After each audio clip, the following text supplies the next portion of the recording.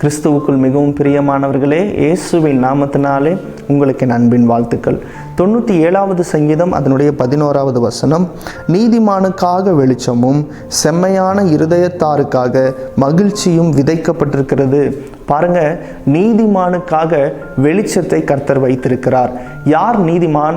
கர்த்தருடைய பிள்ளைகளாக அழைக்கப்பட்டிருக்கிற நாம் யாவரும் நீதிமான் என்று வேதம் சொல்லுகிறது.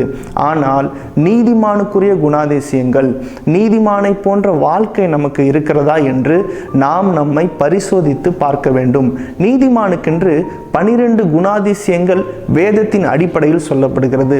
அதில் நீதிமானின் முதல் குணாதிசயமே கர்த்தருக்கு பயப்படுகிறவனாக அவன் இருக்க வேண்டும்.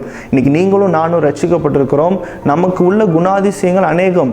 ஆனால் அதில் முதலாவது இருக்க வேண்டியது நீங்களும் நானும் கர்த்தருக்கு பயப்படுகிறவர்களாக இருக்க வேண்டும். கர்த்தருக்கு பயப்படுறதுனா என்ன?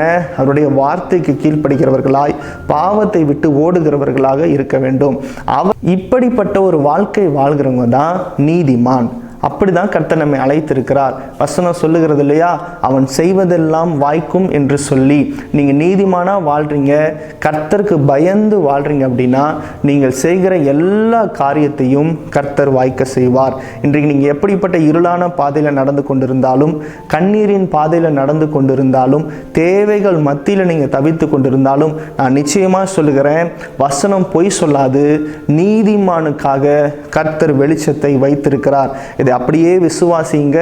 உங்க வாழ்க்கையில ஒரு வெளிச்சத்தை கர்த்தர் உதிக்க செய்வார். கண்களை மூடி ஜெபிப்போம். நல்ல தகப்பனே, இந்த நாளுக்காக நன்றி செலுத்துகிறோம்.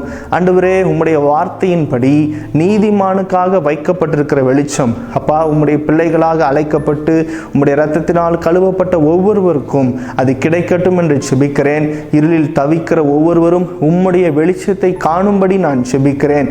கிருபையாய் இறங்கும், பாதுகாத்து கொள்ளும். இயேசுவின் நாமத்தில் பிதாவே, ஆமேன், ஆமேன்.